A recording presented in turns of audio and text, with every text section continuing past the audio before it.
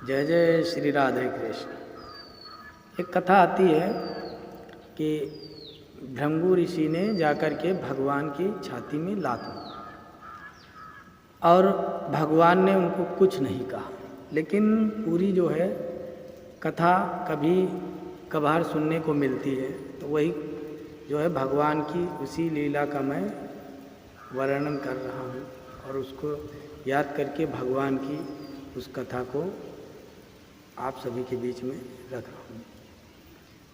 सप्त ऋषियों के साथ भृंगु ऋषि जो है एक तीर्थ पर बैठे हुए थे, तो उन्होंने कहा सभी देवताओं में सबसे श्रेष्ठ कौन है। तो इसके लिए सप्त ऋषियों ने भृंगु को नियुक्त किया कि आप त्रिदेवों की जो है परीक्षा लीजिए। अब त्रिदेवों की परीक्षा लेने के लिए भृंगु ऋषि सबसे पहले जाते हैं अपने पिता ब्रह्मा जी के पास।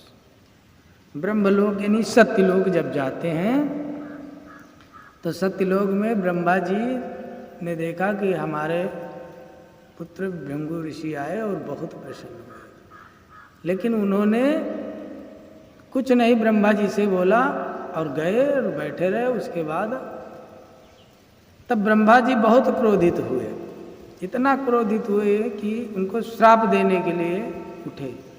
लेकिन जैसे श्राप देने लगे तो उनके मन में एक विचार आया कि अरे ये तो मेरा पुत्र है, और ब्रह्मा जी ने श्राप नहीं दिया। यानी अपने क्रोध को अपने अंदर पी लेते हैं। जैसे कोई अग्नि है, अग्नि में जो है पानी डाल करके उसको शांत कर दे, उसी प्रकार उन्होंने उनको श्राप नहीं दिया। श्राप नहीं दिया और अपने आप क्रोध को पी गए। भृंगु ऋषि ने कहा चलो भाई, पिताजी की तो परीक्षा हो गई, अब चलो चलते हैं कैलाश पर्वत भगवान भोलेनाथ के पास। अब भोलेनाथ के पास गए और भोलेनाथ ने उनको देखा, कहा हमारे भ्राता आ रहे हैं। ऐसा वर्णन है भगवान भोलेनाथ ने भृंगु ऋषि को कहा हमारे भ्राता आ रहे हैं, यानी हमारे भाई आ रहे हैं। और वो साहस उठ खड़े हुए भगवान को अपने हृदय से लगाने के लिए। लेकिन भृंगु ऋषि ने कहा कहाँ तुम और कहाँ हम, कहाँ हम वैदिक कर्म कांड करने वाले और कहाँ तुम शमशान के वासी, और हमारा तुम्हारा मेल कैसा हो सकता है, हम आपके हृदय नहीं लग सकते। भगवान बहुत क्रोधित हुए। भगवान शिव का क्रोध से सभी जानते हैं। अब भगवान इतना क्रोधित हुए कि उन्होंने तुरंत त्रिशूल उठा लिया। उठा करके भृंगु जी को मारने के लिए दौड़े, तो उसी समय भगवान भोलेनाथ भृंगु ऋषि को मारने के लिए जैसे अपना त्रिशूल उठाते हैं और मारने के लिए जैसे दौड़ते हैं, उतने में ही माता पार्वती आती हैं, त्रिशूल को पकड़ने का प्रयास करती हैं, उनके चरणों में लेट करके इनके इस अपराध की क्षमा प्रार्थना करती हैं। भगवान भोलेनाथ त्रिशूल को जो है वहीं पर जमीन पर गाड़ देते हैं और अपने आसन पर विराज माता के साथ। भृंगु ऋषि वहाँ से तुरंत तत्काल चल देते हैं। अब नंबर आता है भगवान नारायण का। अब वैकुंठ लोग जाते हैं तो भगवान नारायण क्षीर सागर में माता लक्ष्मी की गोदी में शीश रखे हुए विश्राम कर रहे हैं, और भृंगु ने तुरंत जाकर के भगवान की छाती पर एक लात मारी। भृंगु ऋषि ने छाती पर लात मारी और भगवान तुरंत साहस लक्ष्मी जी के साथ उठ खड़े। कहा लोग पीड़ित हैं, परेशान हैं, और तुम क्षीर सागर में शेषनाग की सैया पर और लक्ष्मी के गोदी में सर रखे हुए बड़े आनंद से यहाँ पर विश्राम कर रहे हो। भगवान ने तुरंत उनके चरणों को पकड़ा।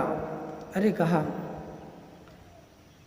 हे ऋषिवर महात्मा, आपके चरण कमलों के समान कोमल, सारे जग को पावन करने वाले, और हमारा ब्रज के समान कठोर शरीर, आपको चोट तो नहीं लगी? उनके चरणों को पकड़ करके नारायण ने अनेकों प्रकार, अरे हमको मालूम नहीं था कि आप आ रहे हैं, अगर हमको मालूम होता तो हम आपकी अगवानी के लिए स्वयं उठ खड़े होते और आपके पास आते। इतने में ही भिंगु ऋषि वहाँ से भगवान को प्रणाम करके और सर झुका करके कहने लगे, नारायण हमारे जो मन में संशय थी वो मिट गई और हम चल रहे। भगवान को प्रणाम किया, अनेकों प्रकार से वंदना की और भिंगु ऋषि वहाँ से चल दिए और गाते हुए भगवान का गुणगान गाते हुए, श्रीमन नारायण नारायण नारायण भजमन नारायण नारायण नारायण श्रीमन नारायण नारायण नारायण। भगवान वैकुंठनाथ की जय हो, भगवान वैकुंठनाथ की जय हो। जय घोष करते हुए वहीं सप्त ऋषियों के पास हटे। उन्होंने जो कुछ ब्रह्मलोक में हुआ और जो कुछ कैलाश पर्वत पर हुआ, जो कुछ क्षीर सागर में भगवान के वैकुंठ धाम में हुआ, सब कुछ कह सुनाई। तो सभी ऋषि मुनियों ने भगवान नारायण को ही आराध्य माना और इनका ही सबसे ऊपर माना कि यही श्रेष्ठ है उसकी इच्छा अनुसार। और उन्होंने भगवान की बड़े प्रेम पूर्वक सभी ऋषियों ने साधना और तपस्या और भक्ति की। उसके बाद आता है ब्राह्मण के मरे हुए पुत्रों को अर्जुन और भगवान श्री कृष्ण के द्वारा वापस लाना। भगवान श्री कृष्ण अपने दरबार में बैठे हुए थे और वहाँ पर उस समय अर्जुन थे, प्रद्युम्न थे, बलराम थे, सभी लोग बैठे हुए थे। तो उन्होंने देखा एक ब्राह्मण बच्चे का शव लिए हुए द्वारिकापुरी पहुंच करके, मतलब द्वारिका में ही, द्वारिका भगवान श्री कृष्ण के दरबार में पहुंच करके और शव को रखता है और कहता है कि राजा की राज्य में प्रजा अगर दुख पाती है तो उस राजा के अपराध के कारण सारी प्रजा ही दुख पाती, क्योंकि राजा अगर पापी है तो प्रजा दुखी है, अगर राजा धर्मात्मा है तो प्रजा सुखी है। तो आपके ही कर्मों का जो दंड है वो हमको मिल रहा है। भगवान श्री कृष्ण ने ऐसा ही कहते हुए उस ब्राह्मण ने, तब अर्जुन को ये सब अच्छा नहीं लगा। जब अर्जुन को ये सब अच्छा नहीं लगा तो अर्जुन ने तुरंत अपने धनुष को हाथ में ले लिया, डोरी को चढ़ा लिया और बाणों को लेकर के कहने लगे कि देखो ब्राह्मण, जो लोग झूठ मूठ का पाखंड करते हैं या अपने आप को ब्राह्मण मान बैठते हैं क्षत्रिय धर्म का परित्याग करके, उन्हीं को जो है ऐसा भ्रम है जो कि भगवान के आगे जा करके ऐसी निंदित बातें करें, और हम जो है ये सब बर्दाश्त नहीं कर सकते हैं। तब अर्जुन ने कहा ठीक है, अब जाइए, हम आपके बालक की रक्षा करेंगे। उस ब्राह्मण ने कहा अनिरुद्ध, प्रद्युम्न, बलराम जी स्वयं नारायण श्री कृष्ण हैं, इन्होंने हमारे बालकों की रक्षा नहीं कर पाए। मेरे 9 बालक मर गए हैं, जन्म लेते ही मर जाते हैं, तो आप क्या करेंगे हमारे बालकों की रक्षा? आप नहीं कुछ कर सकते हो। तब अर्जुन ने एक प्रतिज्ञा ले ली, यदि हम आपके बालक की रक्षा ना कर पाए तो अग्नि में प्रवेश कर जाएंगे। ब्राह्मण को संतुष्ट कर दिया, वो चला गया और भगवान श्री कृष्ण अपने सिंहासन पर बैठे हुए कुछ नहीं बोल सके। उसके बाद वही समय आया तो उस ब्राह्मण ने प्रवास के समय अर्जुन के पास गए और कहा, अर्जुन हमारे बालक का जन्म का समय आ गया है और आप उसकी रक्षा करो। अर्जुन ने 10 दिशाओं में अपने धनुष बाण की शक्ति के प्रभाव से उस सूती ग्रह को मतलब प्रवास वाले स्थान को सुरक्षित कर देते हैं। उसके बाद बालक का जन्म होता है और बालक रोता है। रोते रोते बालक नभमंडल समान यानी आकाश में चला जाता है, अदृश्य हो जाता है। वही ब्राह्मण फिर कहता है, झूठ मूठ को अपने को क्षत्रिय कहते हो, अपने मुख अपनी बड़ाई करते थे, बड़ी डींगे मारते थे, यही तुम्हारा बल पौरुष है, बल पौरुष है। अर्जुन का शीश नीचे को झुका हुआ है। फिर अर्जुन बोले शीश उठा करके, ब्राह्मण देवता आपका पुत्र कहीं भी है तो मैं उसको ला आऊँगा। तो अर्जुन सबसे पहले जाते हैं यमलोक। यमलोक से यक्ष लोक, वरुण लोक, कुबेर लोक, यानी जितने लोक हैं, तल महातल तलातल सब कहीं वो जाते हैं, कहीं पर उस ब्राह्मण के बालक नहीं। तब भगवान श्री कृष्ण क्या देखते हैं कि अर्जुन ब्रह्म अग्नि में प्रवेश करते हैं। योग माया के माध्यम से वो अग्नि प्रकट करते हैं, उसी में प्रवेश करना चाहते हैं। तब भगवान श्री कृष्ण उनको उस अग्नि में प्रवेश करने से रोकते हैं। कहते ठीक है, चलो हम उन बालकों का पता लगाएं। भगवान श्री कृष्ण अपने दारुक को आदेश देते हैं, और दारुक जो उनका सारथी है, बालक नामक घोड़ों को नाद करके दिव्य रथ पर सवार होकर वह चल देते हैं पश्चिम की दिशा की ओर।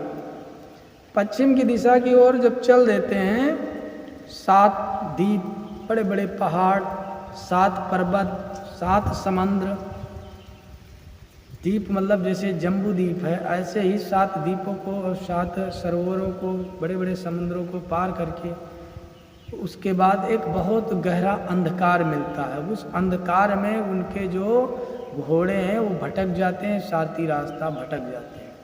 तब भगवान श्री कृष्ण अग्नि, विकराल अग्नि वाले सुदर्शन चक्र को याद करते हैं। उसी के सुदर्शन चक्र के आगे आगे वो चलता है, जैसे प्रभु रामचंद्र का बाण चलता हो, आगे सुदर्शन चक्र चल रहा है, उसी के प्रकार में पीछे पीछे जो है भगवान श्री कृष्ण का रथ चलता है।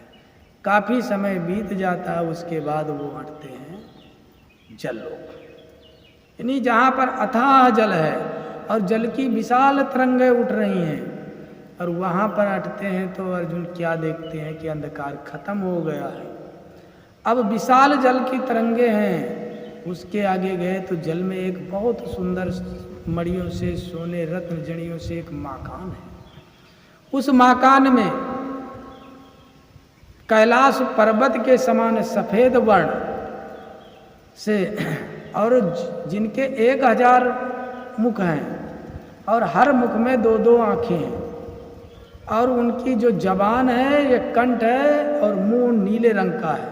वो है सहस्त्र फन वाले भगवान शेषनाग। शेषनाग को शेषनाग इसलिए कहते हैं कि सब कुछ समाप्त होता प्रलय की करे, प्रलय के समय तब भी शेष बच जाते हैं, इसलिए शेष बचने के कारण उनका नाम शेष हुआ। इसलिए शेषनाग भगवान की जय हो। उसके बाद देखते हैं उन्हीं के शेषनाग के ऊपर भगवान नारायण विराजमान है, और उनको देख करके कृष्ण और अर्जुन उनको प्रणाम करते हैं। तो पहले नारायण प्रणाम करते हैं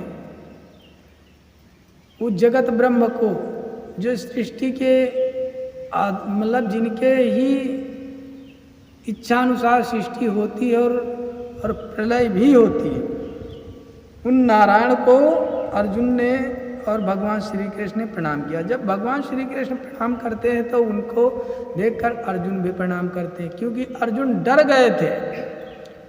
लाल कलर के नेत्र हैं, नीले कलर का शरीर है अलसी के समान, और नंद सुनंद गोप आदि उनकी सेवा कर रहे हैं, सनकादिक ऋषि उनके गुणगान कर रहे हैं, अनेकों प्रकार के सेवक जुटे हैं। तब प्रभु ने मुस्कुरा करके कहा, अरे ऋषि श्रेष्ठ आप आ गए हो।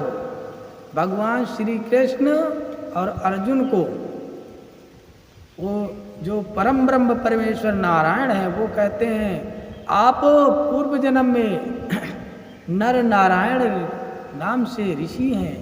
नर और नारायण आप दोनों ऋषि हैं और मेरी ही प्रेरणा से उन बालकों को यहाँ लाया गया है, क्योंकि मैं आपको देखना चाहता था, इसलिए मेरे कलाओं के साथ ही तुमको उस संसार में भेजा गया है। इस जगह सुनिए पूरी बात, क्योंकि जो राक्षस हैं उन राक्षसों का अंत करने के लिए कलाओं के साथ आपका अवतार हुआ है, और जब उन राक्षसों का अंत हो जाएगा तो पुनः आप वापस यहीं आ जाएंगे, यानी आकर मुझ में समा जाएंगे, प्रवेश कर जाएंगे मुझ में।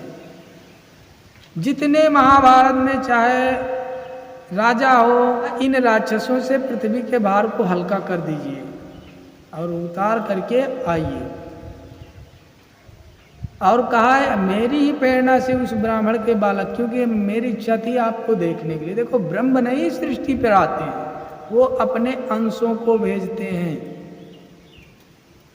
भगवान श्री कृष्ण जो है भगवान परम ब्रह्म परमेश्वर नारायण के काले केश अवतार हैं, और बलराम जी जो हैं पके केश अवतार हैं, इसलिए बलराम जी गोरे थे। बलराम जी गोरे थे और कृष्ण जी जो हैं अलसी के समान सांवले, काला कहीं नहीं है, श्यामल श्यामल रंग के थे। श्यामल कोमलंगम, बहुत कोमल, कमल के फूल के समान के नहीं, हवा का झोंका भी लग जाए तो मर जाए।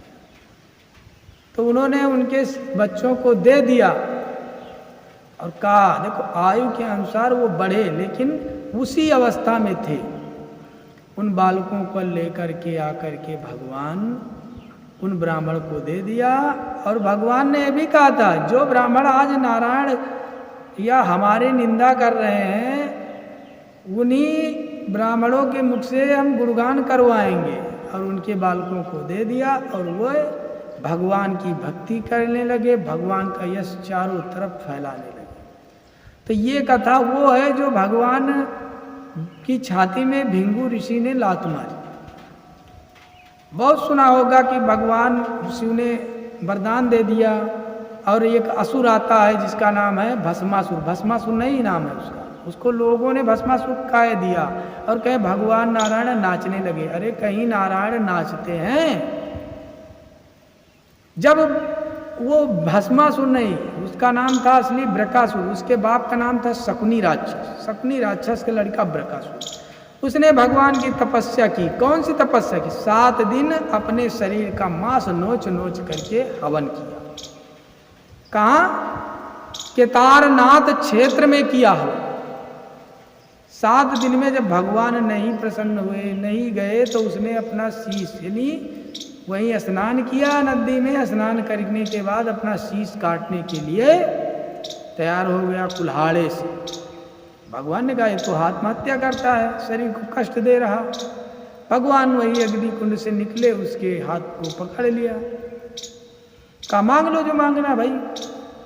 तो उस राक्षस ने कहा प्रभु हमको ऐसा वरदान दो कि जिसके सर पर हाथ रखे वो मर जाए। तब भगवान ने कुछ अनमने से हो गए और उनको वरदान नहीं दिया। फिर दोबारा भगवान ने कहा ठीक है तथास्तु जाइए।